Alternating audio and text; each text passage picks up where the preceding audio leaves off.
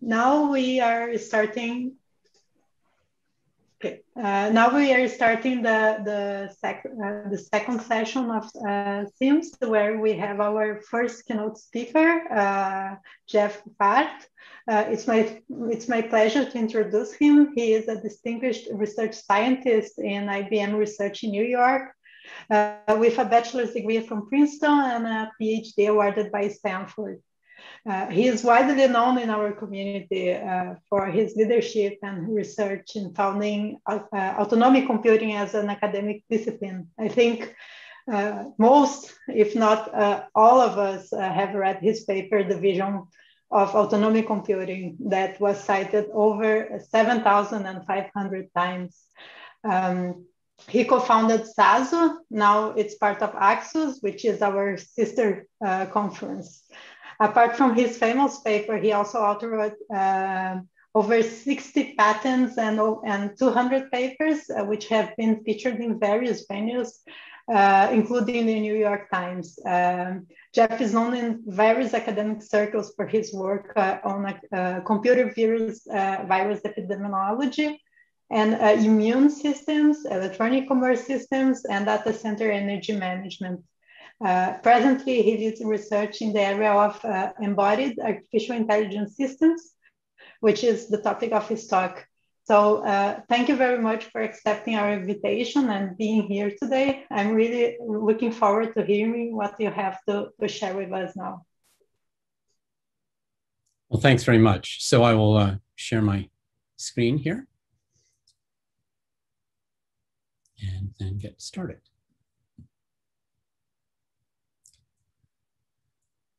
So is that visible, and am I audible?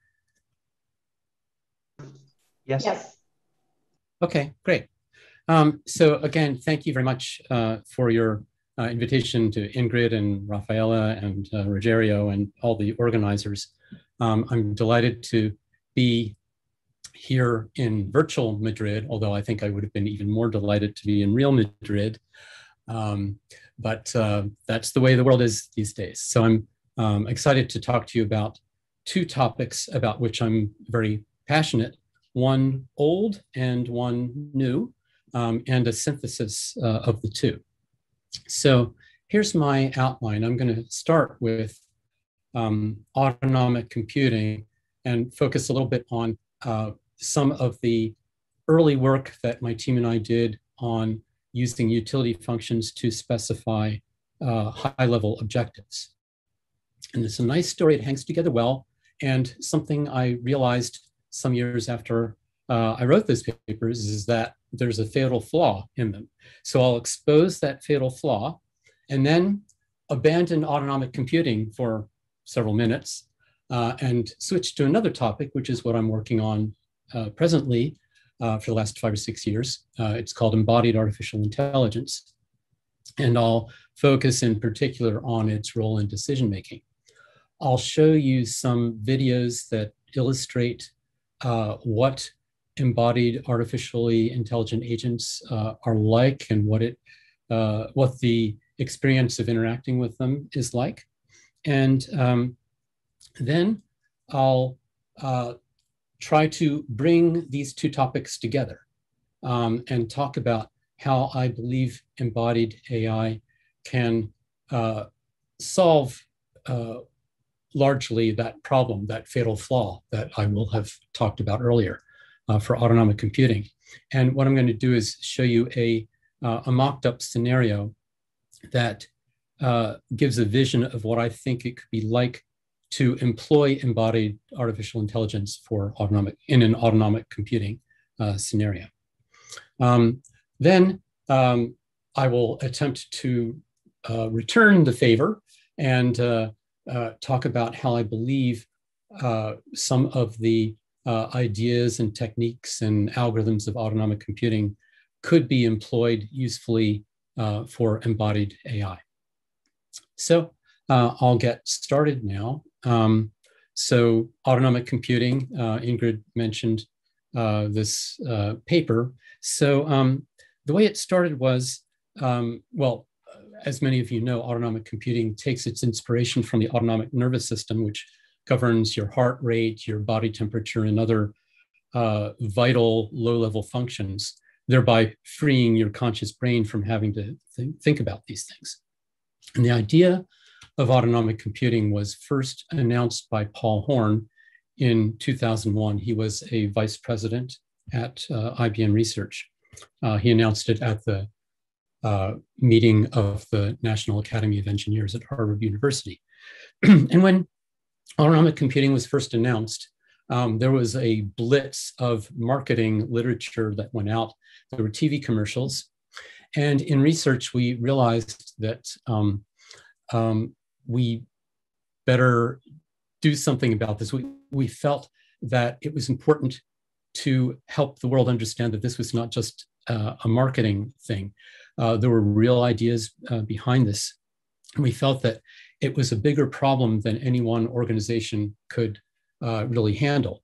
So we wanted to reach out to the academic community and engage them. So the IBM Academy of Technology sponsored Dave Chess and me to write this vision piece. It started out as an Academy of Technology report, and then we kind of refined it to turn it into this article that appeared in IEEE Computing.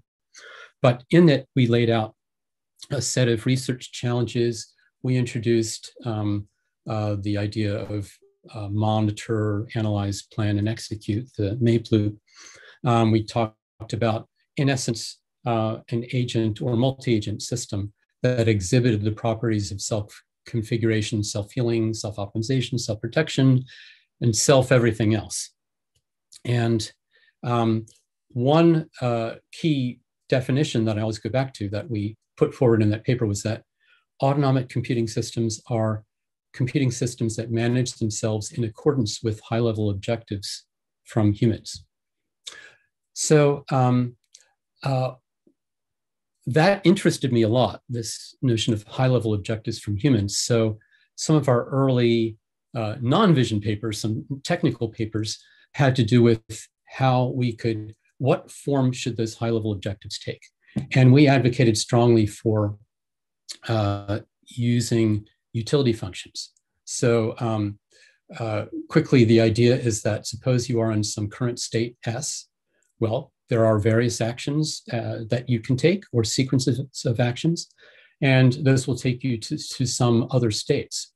So the idea of utility functions is that you ascribe some scalar value to these states, and then the objective of the system is to, as best it can, land itself in a state that has the highest value that can be attained under current conditions.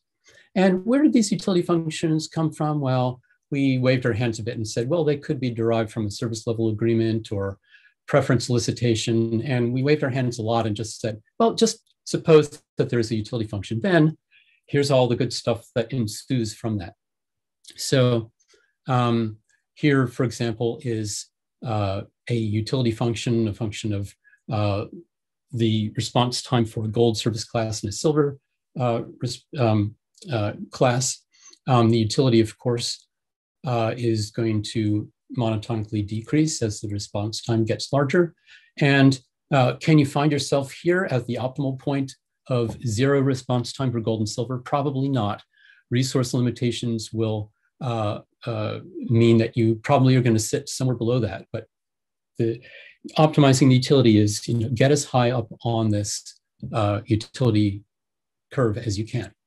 We found as we went forward with this that utility functions really had a lot of nice properties.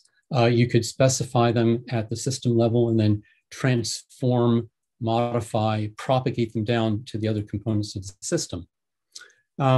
So let me go into that just a little bit and illustrate how that works, starting with a single component of the system, or maybe this is the system as a whole.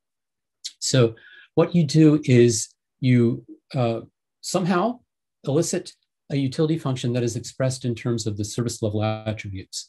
So in this case, it's response time for some service class and recovery point objective, which is basically the rate at which you're snapshotting the system so that you can recover from faults. So naturally, you want the response time to be low, and the recovery point objective you want to be 0, you probably can't actually operate there. What you also need are models that map from the control variables over which you can influence. These are your control knobs. And there are observables that you can't control, but you can at least know what their value is. So an example of this is a model would be what is response time as a function of routing weights in CPU and other allocated resources. And an observable might be the request rate, the rate at which demand is reining in on the system. And these models can come from experiment, they can be learned, etc. What you do is you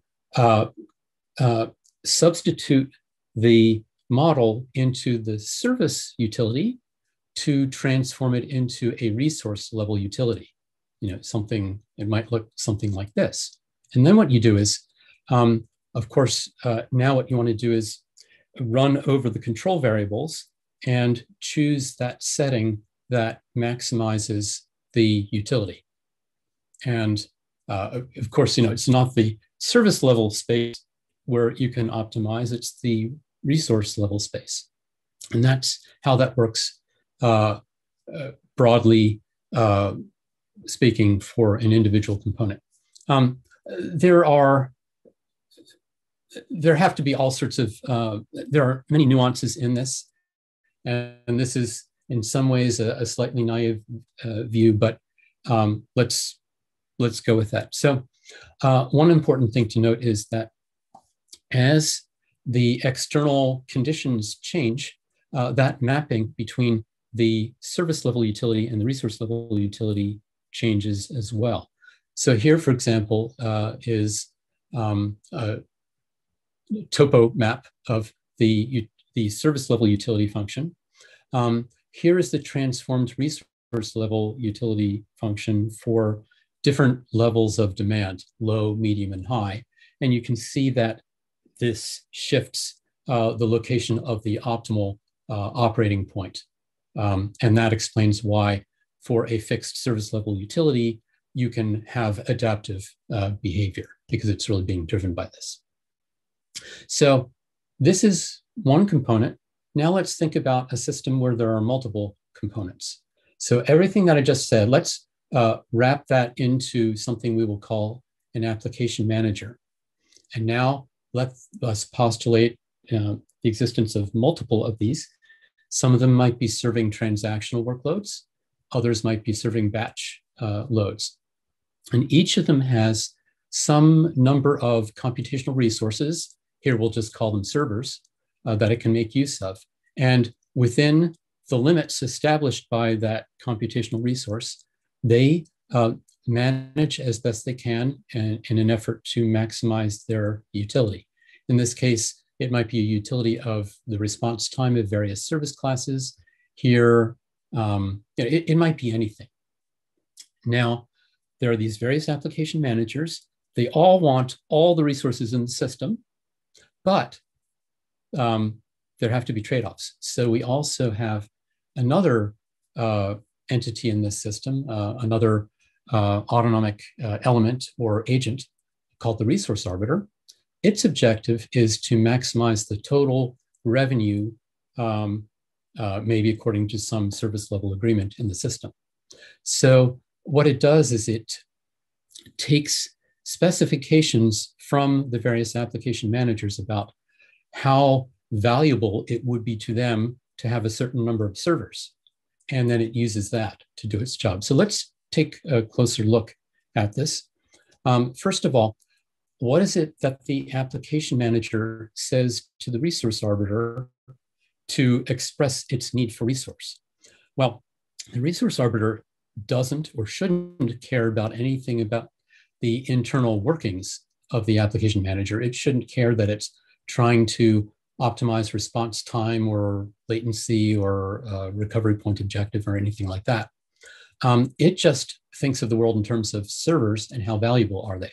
So what the application manager does is it transforms its utility in the form of response time to a utility expressed as a number of servers, so that it can communicate to the arbiter in a language that it understands.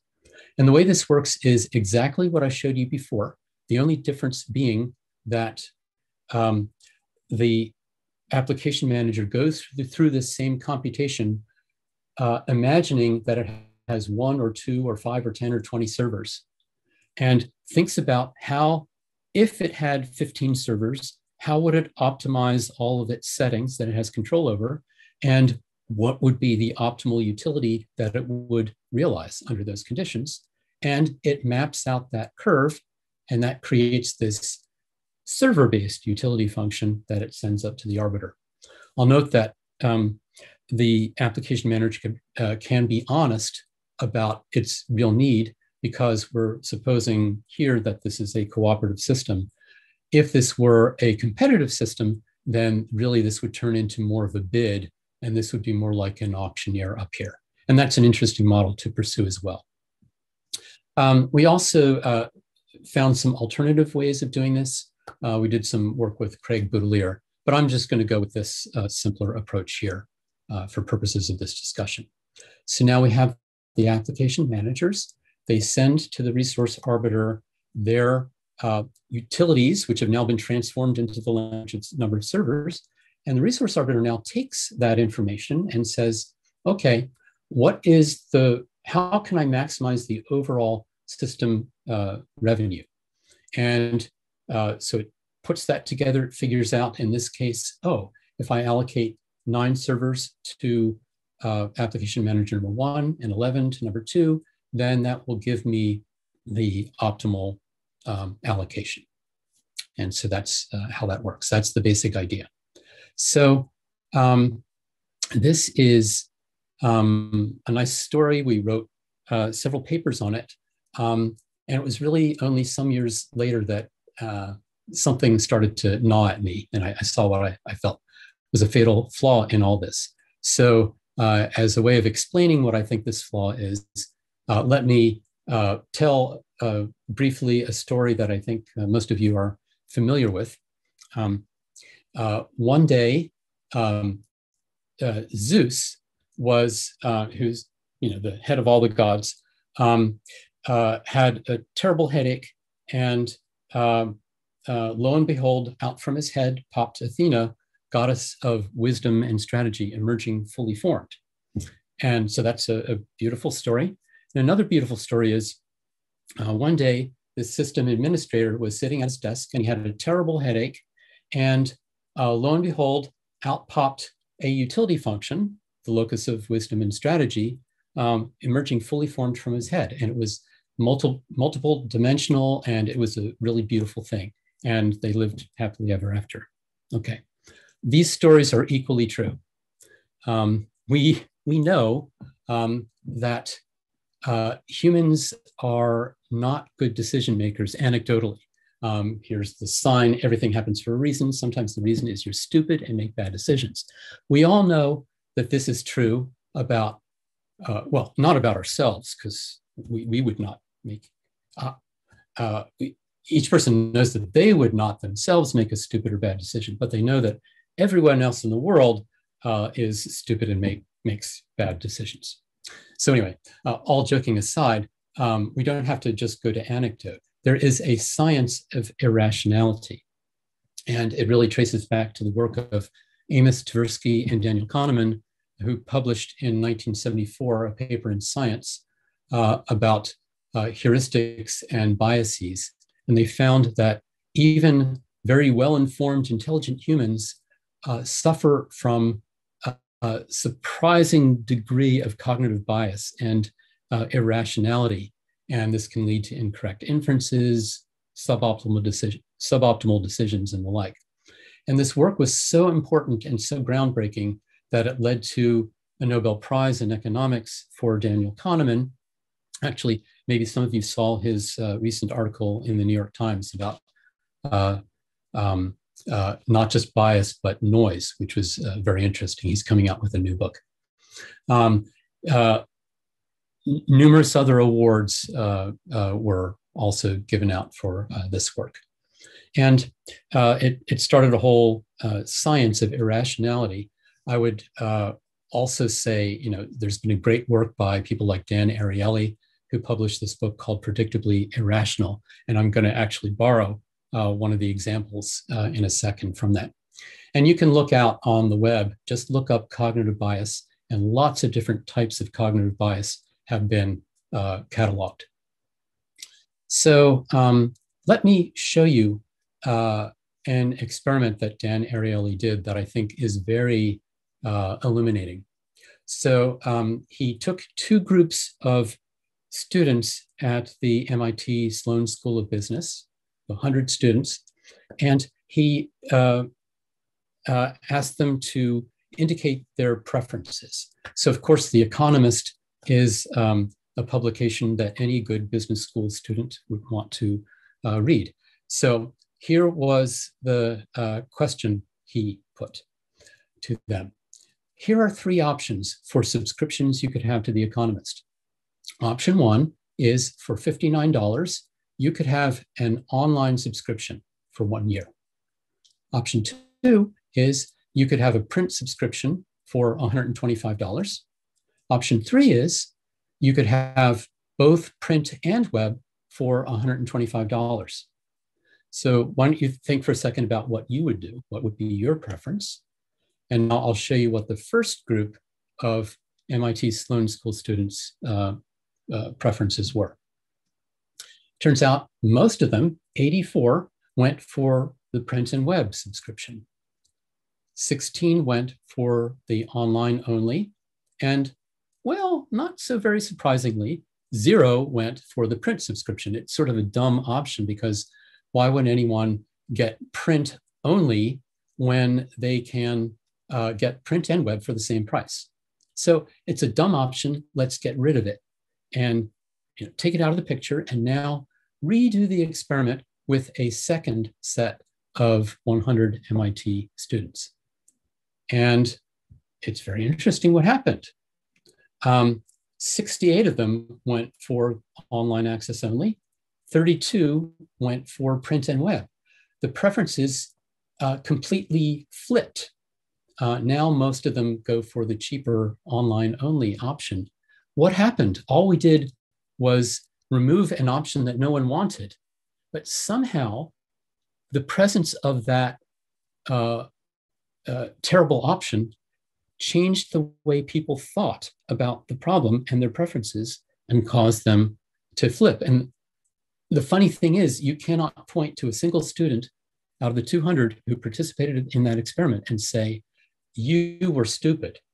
But we know that collectively something strange happened here that has to do with human irrationality. And this is something called the Decoy Effect. It's one of the dozens of cognitive biases. Another cognitive bias that you've probably run across frequently is when someone is soliciting money from you, often for your convenience, they give you some options that make it easy for you to specify how much you want to give. Of course, they're not really doing this for you. What they're doing is planting in your mind what would be a good amount of money to give them. Or I might have thought, oh, I can give them $5. And then I look at this and think, oh, $20 the least, maybe I should give them 35 or 50 and feel better about myself. This is called anchoring. And people in sales and marketing exploit this mercilessly. So where does that leave us? We're not very good at making decisions that optimize our objectives. Let's think about the traditional economist's construct of Homo economicus. I don't think any of us are very good at doing the Black-Scholes computation in our heads. We're more like this, where here this person is saying, I'm making a decision, stop confusing me with facts. That's the actual Homo sapiens, or actually, since sapiens means wise, maybe I should call it Homo not so sapiens. Anyway, not only that, but we're not very good at expressing our objectives in a mathematical form. We're not going to pull a 5-dimensional utility function out of anyone's head. It's very hard to do this. And even beyond that, often we're not even sure what our objectives are in the first place, as was exemplified in the Dan Ariely experiment that I just told you about. So I would say that one thing I remember very clearly from the early days of setting up autonomic computing conferences is a very apt quote from Greg Ganger. Humans are not good at precisely specifying what they want, but they're very good at complaining when they're not satisfied. And what does this mean? It means it draws into question, can we set up a utility function and then leave that with the system and walk away and do other stuff and have it run according to our objectives? Maybe not. Maybe we kind of have to be there and see stuff that goes wrong and then complain about it. So that suggests that maybe we can't let things run quite so automatically as we thought. And what else does it suggest? It does actually maybe draw into question this vision of utility-based autonomic computing. We posited that, suppose that there is a utility function. Well, what about that utility function? Where does it come from? Well, not so fast. Maybe things are not all grim. And that now I'm going to take a segue, maybe a seemingly abrupt one, into this area that I've been studying for the last 5 or 6 years of embodied artificial intelligence. And they may not look connected at first, but I will draw the connection. And I will show you some videos to illustrate what this is all about. But to get into the subject, think about collaborative decision-making. We were talking about individual decision-making before, but what about collaborative decision-making? Look at what these people are doing. They are presumably talking with one another, but they're also pointing, they're using gestures, they're turning their head, they're making eye contact with one another and with the material that they're looking at. They're using facial expressions. And embodied artificial intelligence is about trying to create AI collaborators that work with people. And think about, for example, Alexa and Siri and those voice-driven assistants in the consumer space. They are ubiquitous. I mean, there are about 1 billion of those devices out there. So clearly, people like being able to interact with AI in that way.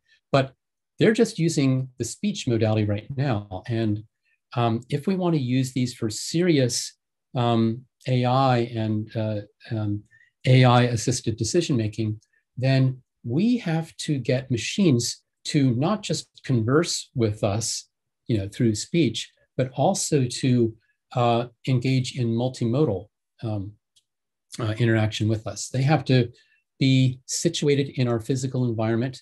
They have to see what we're doing, hear what we're saying, etc. So this idea of the AI assistant being more than just a brain in a vat, having eyes that can see us in our environment, ears that can hear us and what we're saying, and maybe effectors like a voice and maybe other actuators. This is what embodied AI assistants are all about. So to illustrate what these look like, I'm now going to show you about a 5-minute video that shows you 4 different prototypes that we've built, my team and I have over the course of time. The first one on mergers and acquisitions. The second is designed as an assistant for astrophysicists to understand and do some analyses pertaining to exoplanet data. Disaster management. So these first 2 are done in a large environment with a large display. The disaster management one is the third that is actually done on a laptop. And then finally, I'll show the haggling agents prototype that I've worked on with my colleagues at the Rensselaer Polytechnic Institute. That is a theater that can accommodate an entire classroom. So now I will play this video And please let me know whether the volume is okay. This video shows excerpts from 4 multimodal assistant prototypes designed for applications in the domains of business, science, and government. The first prototype was designed for use by specialists who are seeking to find companies with which they might establish profitable business partnerships. The excerpts illustrate using a multimodal assistant to visualize textual and numeric similarities among companies, bring up detailed company information on demand, and assist with making decisions involving trade-offs. Celia, find companies similar to the company named Decisive Analytics. I found 100 companies that are similar to Decisive Analytics Corporation. So Celia just looked through about 2 million companies and found these 100 or so. And here's one representation here. We can scroll through and get information on these various companies. And this graph provides more of an overview. Celia, tell me more about the company named Strategic Analysis, Inc., focused on business. Okay. Okay, so here's some information about it. What do you think, John? Okay, so now, Celia, now this is not a no-brainer. Decisive Analytics is better in most of the attributes, but the revenue is better for the lower company. I think that's because we don't have revenue for Decisive Analytics. I agree with this recommendation. We'll see this agent yes, a little bit later in the presentation as well. The second prototype was designed for astrophysicists who wish to visualize and analyze data pertaining to exoplanets, planets that orbit distant stars. These excerpts illustrate multimodal plotting and querying. Use a maximum of 12,000 and make this a log scale. Okay. Watson, plot stellar age against stellar temperature. Okay. All right, now let's drill down on these data. Watson, show me exoplanets with orbital distance, mass, and radius greater than Mercury. Here are 56 exoplanets. Actually, I changed my mind. Watson, show me exoplanets with orbital distance less than Mercury. Here are 554 exoplanets. Okay, and you can see that the plot updates itself to reflect those changes. It's very useful when you're exploring data to be able to change your mind and interact very naturally with the system, which can understand that we only mean to change a piece of our query. It would be very awkward for me to give the whole query again from scratch. One important capability for embodiment is multimodal interaction. And we find that being able to point and talk at the same time is very powerful. The two modes are very synergistic with one another. Tell me more about this planet. Okay. Tell me more about this star. Okay. And so here we very easily get access to information about planets and stars simply by pointing to them. You wouldn't want to have to pronounce complicated names like these. Watson, show me this planetary system. Here's a view of the solar system for TRAPPIST-1 with its optimistic habitability zone. The third prototype, which is instantiated on a laptop, was designed for government officials responsible for proactive management of weather-related disasters. In this scenario, a hurricane is just starting to hit the Houston area. Illustrated are multimodal interactions with tables and maps, on-demand forecasting and scheduling, and assistance from a decision agent. Celia, display locations of these hospitals on the map. Okay. Good. All right, I think these are good candidate hospitals. Celia, generate plans for allocating nurses to these hospitals. Okay, please give me a few seconds. Here are summary statistics for 10 emergency nurse allocation plans that I just generated involving your selected hospitals. I think I want to have at least 700 beds, come to think of it. Celia, show me ones greater than this. Okay. Here are 4 results sorted by cost.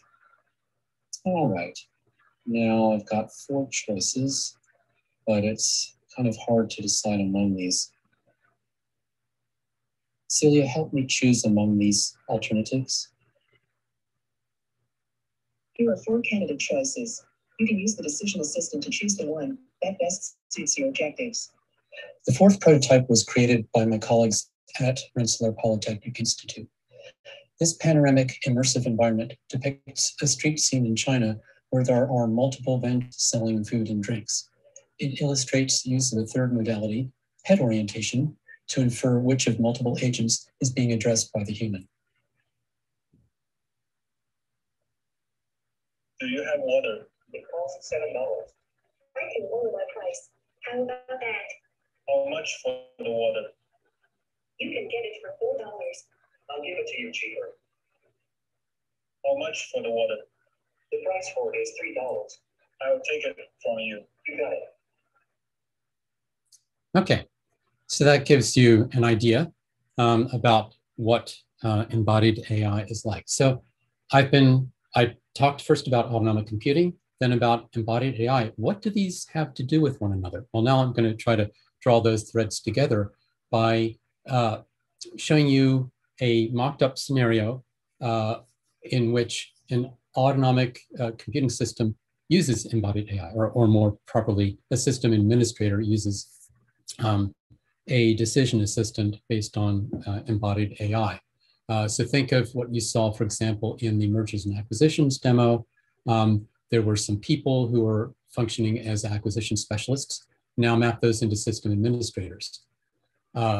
These people were talking about companies, map that into servers and virtual machines and the like. And so you can go through the analogy. So what I'm going to do is now pose as a system administrator. And you can imagine me to be pretty much that same administrator who had a utility function pop out of his head. So let's start this and show what this might look like. So, okay, here I am. Jeff, I see that you've been looking at the system dashboard and you seem upset. Is something troubling you? Well, yeah, we're missing our gold service response time and customers are getting upset about it. Yes, the gold service violation rate has been 15% this week, which is 3 times higher than the target. Well, can you do something about it? I'm managing the system optimally according to your specified utility function, but I could help you revise it if you like. Well, yeah, the situation is dire. Please give me some options. Options include reducing priority for the silver service class, suspending energy savings, or reducing the frequency of system maintenance tasks. Shall I generate some scenario? Yeah, show me scenarios that have lower silver priority. Okay, here is the current operating point plus 2 additional scenarios with silver class at lower priority. For comparison, I've also included the target values for all attributes. Which of these scenarios do you prefer? Okay, so I see my target is for 95% compliance on gold and silver. Right now I'm only at 85 on each. And I could make gold better by tweaking knobs such that silver compliance is reduced to 70.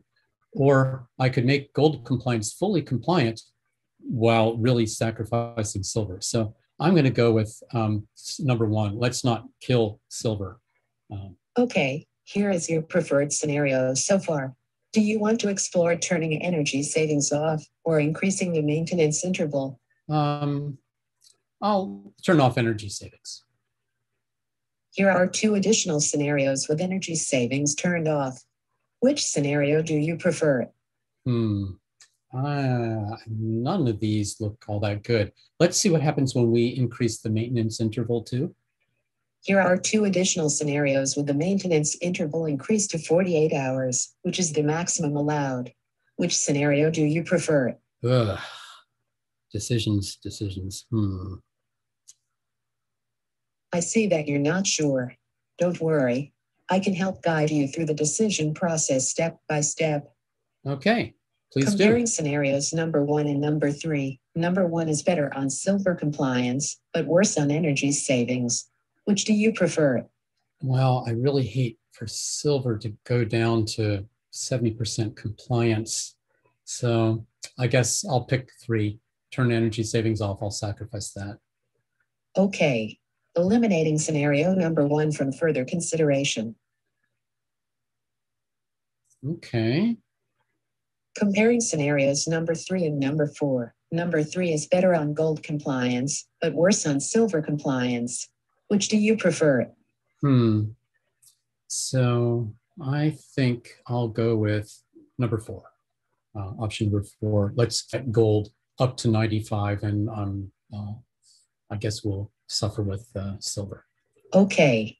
Eliminating scenario number 3. Now, imagine tweaking scenario 6 to create a new scenario 6b that is equally preferable. Scenario 6b has energy saving mode of off compared to energy saving mode of on for scenario 6. By how much would you increase 6's silver compliance rate to make the two scenarios equally preferable? Okay, so if I'm going to turn energy savings off, I should expect to be rewarded with an improved silver compliance. And I would say probably I would require it to go to, say, Okay, 90. got it. Okay. Okay. Now I'm going to replace scenario number 6 with scenario number 6b, as you prefer them equally. The replacement will be temporary and used only to elicit your preferences. Okay.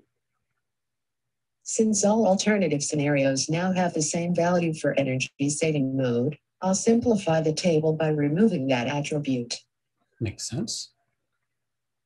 I recommend eliminating scenario number 6b because scenario number 5 is clearly superior. Shall I go ahead? Oh, I see. 5 has better gold compliance, and it's the same in the other two attributes. So yeah, that's a no-brainer. Yeah, go ahead.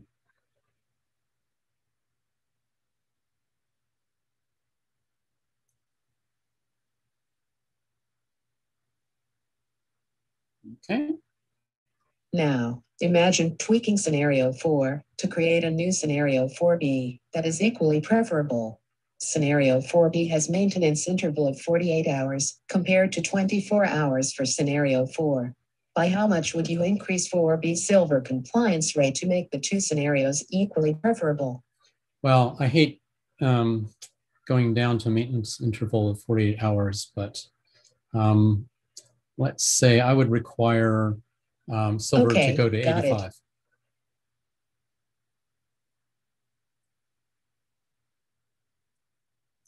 All right, so now. Okay, now I'm going to temporarily replace scenario number 4 with scenario number 4b, as you prefer them equally.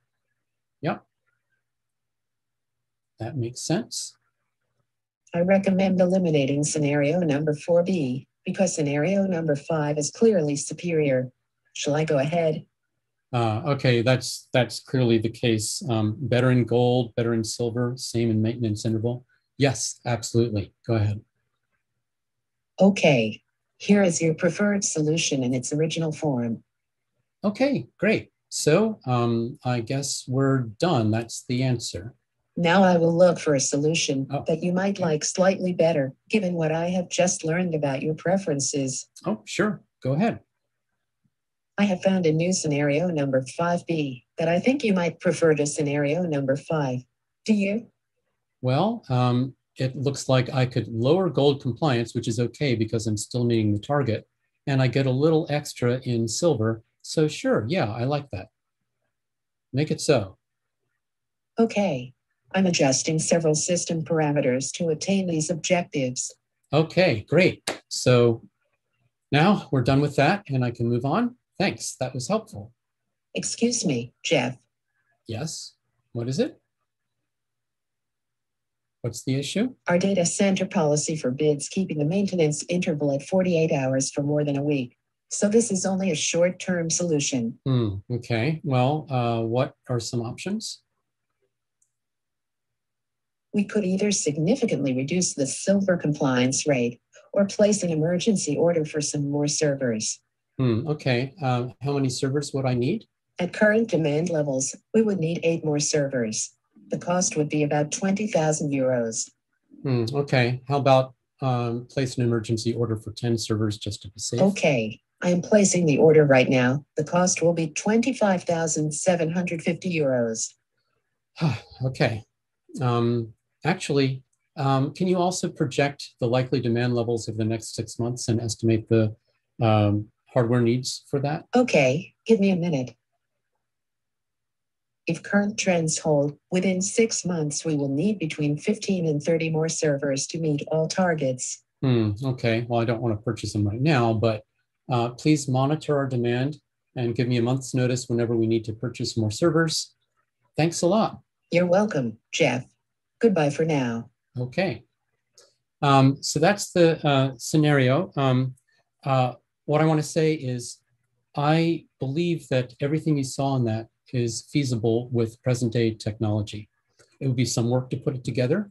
We'd need some help from you guys on predicting demand and all of that, but I think it's as doable as any of the other prototypes that we put together.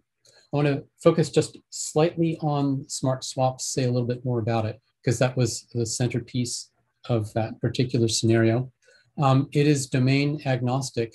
You saw it being employed briefly in the mergers and acquisitions prototype. It was also used in the disaster scenario. It really is not tied to any one domain. It guides people towards solutions that best match their preferences, and it does so by taking a complex decision and breaking it up into a larger number of smaller decisions. And you may have noted that there were different kinds of questions that were put to the user at different points, all designed to extract the most information in the most comfortable way as possible and drive towards a final decision.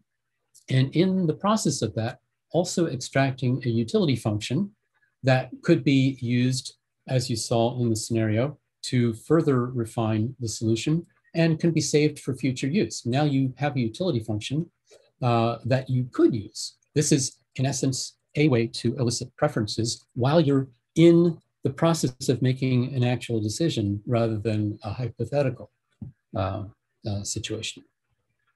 So I want to now just say a few words about returning the favor. So if embodied AI is helping potentially to solve that fatal flaw, now let autonomic computing pay back a little bit. And I'll show you a way that I think it can.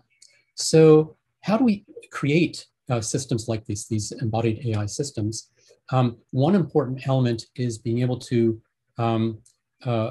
acquire sensor data and then interpret it into body position, pointing, etc.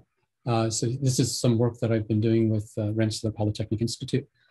Here's an example of a real-time gesture classifier where the person is clapping their hands. The system is able to see with very little latency what is it that they're doing. They're clapping their hands now. Now they are crossing their arms. So that's one example. Other work that we're doing currently is on body pose estimation, and we're trying to eliminate the need for 3D cameras like Kinects and get it entirely from a monocular 2D video. Also working on eye tracking techniques. Here, a person is controlling a cursor that is placed over balloons to pop them, and that's to provide an incentive. It's sort of a game that gives people an incentive to try to use the eye tracking to zero in on a target. And that way we can really evaluate how good the eye tracking is. And yet another modality, which you saw with the Hagglebots, is head orientation. That's useful for knowing what humans are looking at or who they're addressing or what they're addressing. Am I looking at a bot? Am I talking to one of my fellow humans? This can help to resolve that. This is computationally challenging, especially when the head angle excursions are large and also in dim or uneven lighting. Currently, we can get about 10 frames per second on local GPUs, but really for this and all the other kinds of sensor modalities that I talked about, it would be ideal to get up to 60 frames per second. You need latencies of less than 20 milliseconds as well. And we're also exploring, can you achieve these specifications while still running in the cloud, or do you absolutely need local GPUs? So to summarize, here are some autonomic computing problems for embodied AI. There are some stringent real-time requirements. I didn't even talk about the intelligence that usually lives in the cloud, the taking all this information in, really trying to infer human intent do planning and all that stuff. That's a whole interesting set of compute problems as well. But here I'm just focusing on the real-time requirements. You require a high frame rate. You want low latency so that you can really properly marry these different sensory channels together. You need to know when something happened so you can correlate it with, that person's lips moved and you heard a voice emanating from this part of the room. Put that together to infer who was speaking. The demand can be highly variable. It can depend on how many humans there are in the space. You need to perhaps bring more cameras into play with more humans, or maybe the computational burden on an individual algorithm is increased when there are more, but also depends on how rapidly they move, how much they change their position.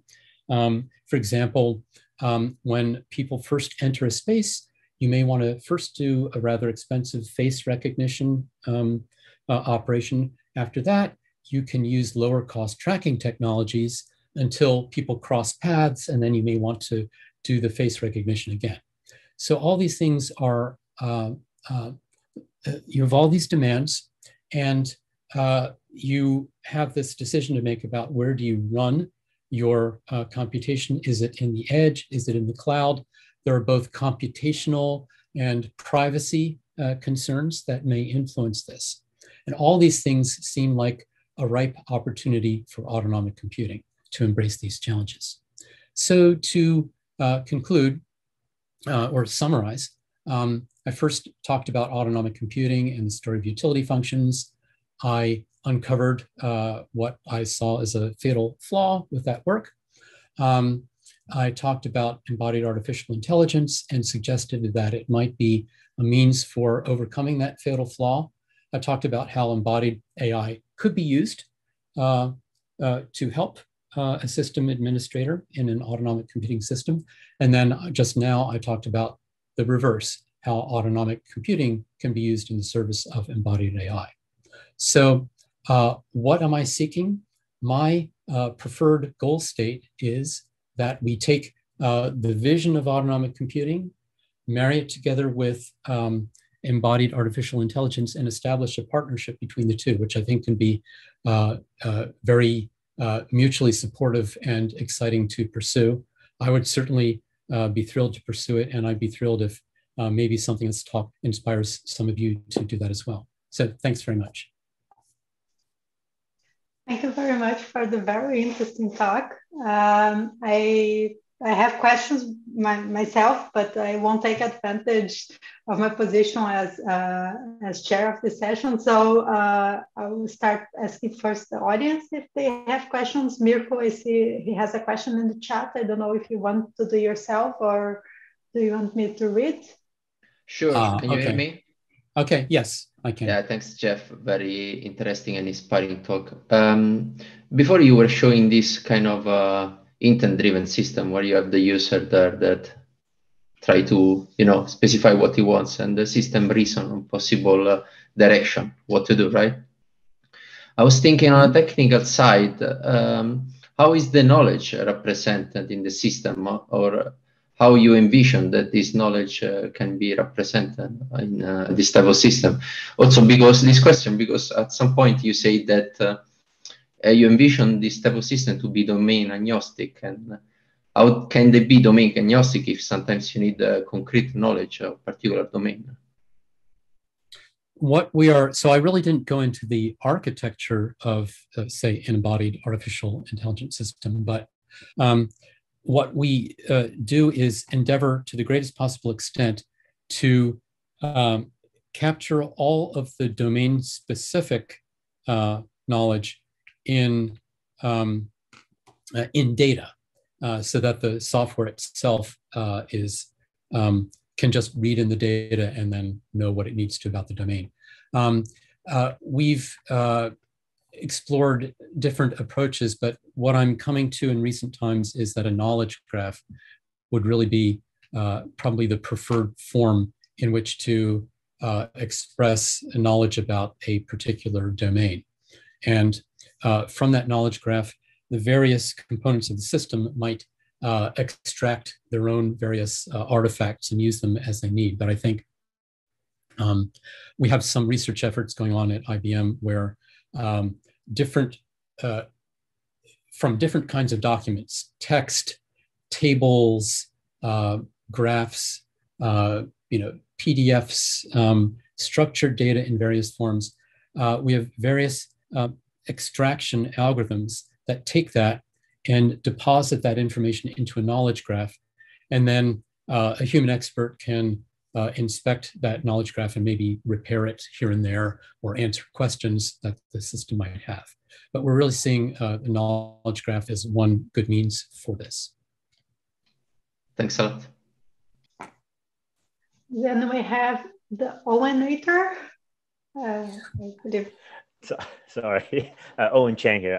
I couldn't change my Zoom username. Jeff, this is a really wonderful talk. Thank you so much for walking us, especially through the example, the interaction with your AI. So I was wondering, it appears that you use some of the decoy bias to help yourself hone in on the choice. I'm being a little provocative here. I was wondering if you can comment on the use of techniques for the system administrator to sort of hone in on a choice that they may not have selected initially, right? You're kind of somehow not coerced, but you were shown a better path, if that makes sense. So that's part one. And then the other part is, what about the cost that's sort of outside of that matrix you show? For example, you're turning off energy saving. There's got to be some cost to that. How has that been factored in? So these are the two questions. Thank you. Okay. So I'll answer the second one first. So the costs, like suppose we turn energy savings off, or suppose we reduce the maintenance interval. In the example I gave, the system was actually pushing back a little bit in a way and saying, okay, you're not really done here because fine, for the next 2 weeks, we can live with a worse maintenance interval, but you're really not going to be able to sit there forever. You've got to do something else. So I think I do see it as the responsibility of the embodied system to help the administrator be aware of things that they may not have thought of and take that into consideration, and then be there to offer help with figuring out how to deal with that. And now I think I may have lost track of the first part of your question is something about a better path, but could you just rephrase that again? Yeah, it was the really cool use of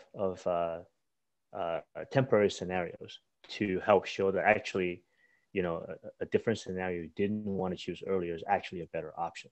And I like how that works. It's just that it reminds me of the decoy study, right? Okay, right. So maybe what you're bringing up is the system might itself have some ulterior motive that is built into it. Yes, and that too. They're being subtly guided. And this actually is an interesting issue, because who's really in charge? Who is making the decisions? The system administrator may be in the moment, but there may be something larger at play there.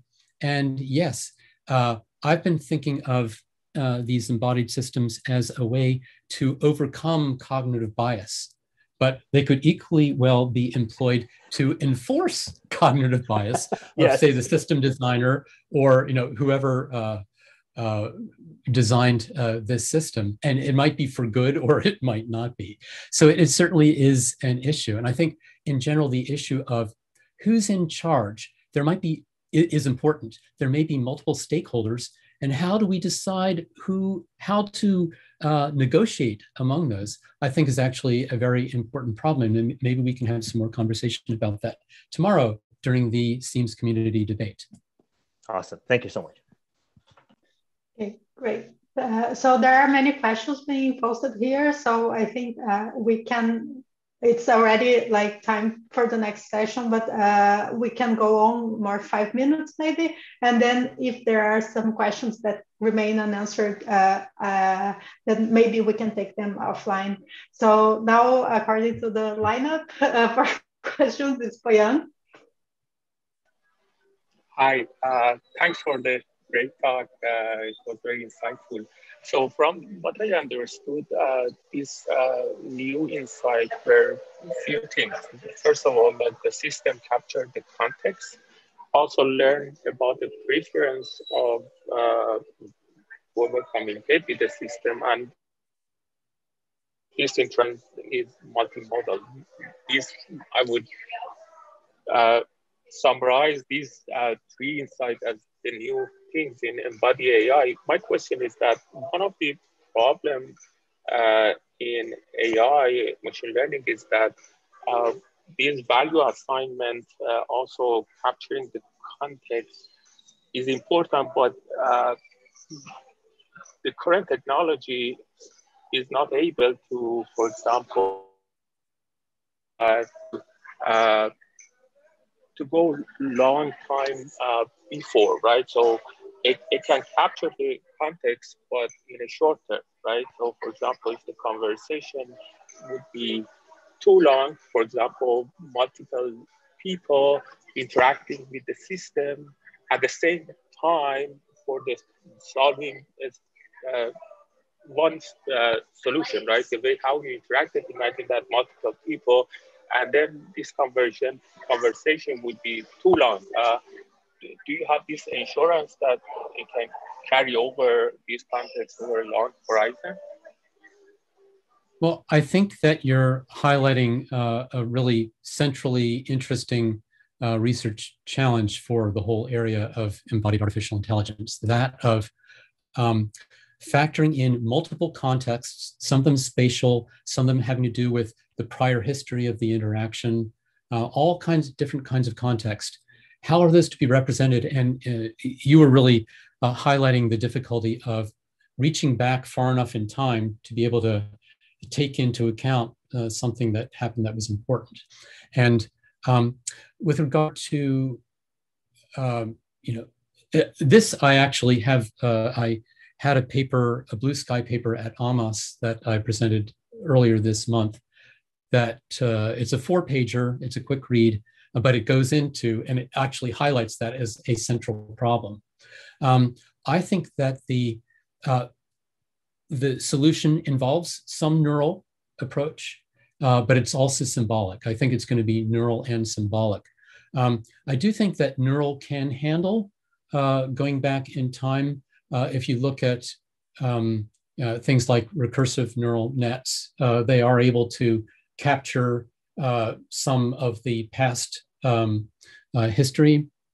So I think it's possible, but I think we also need to take into account the symbolic aspects and factor that in as well. And how to do that exactly? Well, there are a few ideas in that AMAS paper, so maybe you'll take a look and let me know what you think. Thanks. Yeah. Okay, so I think our last question, Danny. Yeah, we are very close to the end. Jeff, I saw in all your examples, it was all the time about the things you want to gain from the system, the benefits you want, the goals you want to achieve, and the costs that you have to make, the compromises you have to make. I wonder, because in my research I see, when I talk with people in industry in particular, that the aspects of risk and trust are getting more and more and more important. And I wonder how embodied AI combined with autonomic computing could be somehow a way forward in tackling these risks, trust issues. That's great. That's very interesting. Risk and trust. I would hope, although I think it's a good topic for some research, that these notions could be incorporated into a utility function formulation. Risk actually can be handled as risk preference can be elicited in the same way that a utility function can. For example, I did that in earlier work with an oil company where there was uncertainty about the physical properties of the field, political events that might interrupt production, the future price of oil, and the like, all these uncertainties. And what you can do in a case like that is there's a different elicitation approach that lets you find out sort of what is the value of risk. So there are known techniques for this that I think would be very good to implement in systems like this. So I think that, and then risk and trust, there's an embodied AI angle on that also in, I think actually I could extend that to problems of security and privacy and the like. And can you really do face recognition, all the sensing that you're doing? How can you make sure that there aren't issues with that as well? Are you risking exposure of that person's private data or their face or whatever? And I think that's actually something that I alluded to also in this Blue Sky track paper. It's something that other than the work on risk preference elicitation, I confess I haven't done very much, but I think it would be ripe for research. So I think it's great that you're bringing up that question. Thanks. Okay, so the talk was brilliant, and there are so many questions coming in the chat. Unfortunately, we have the other session. We are already a bit delayed. So Jeff, if you could please, after when you have some time to join Cloudar to see the chat there, because the questions here we are going to post there, because Cloudar keep the chat separated from each event. So there is the event of your talk, and then Elias can give you the instructions to access the Cloudar and be able to answer the questions there if you are able to do that. We have questions from Thomas, from Sona, from Nelly, and Colin. It would be great if you have some time to address the questions. This is the advantage of the virtual event. The discussion can go on offline. I'll try to hook up to Cloudar. Are these the same questions that I'm seeing in this chat window here? Yes, it will be the same. We'll post these questions there, and also maybe other participants will interact there in the chat. Elias, maybe Elias can help me. Elias can give you the exact directions how to join Cloudar and access the chat. Right, Elias? Okay. I have pasted a link to the chat, Jeff, if you can see on Zoom chat, a link to the Cloudar chat. Yes, I'm looking. Okay, yes, thank you for that. Hopefully I can get there and that would be okay. Okay, I will do that. It looks like I have to accept my invitation. Anyway, I'll take care of that. I know where to look. I'll try to address those questions. Thanks very much for the great feedback. I enjoyed the questions, and I'll enjoy looking at your other questions, and I'll try to address them as I can. Okay, great. So thank you very much for the talk. And now we have our second and last technical session of the day, but we are going to do a 5-minute break so everybody can drink a glass of water or something, just so we come back refreshed.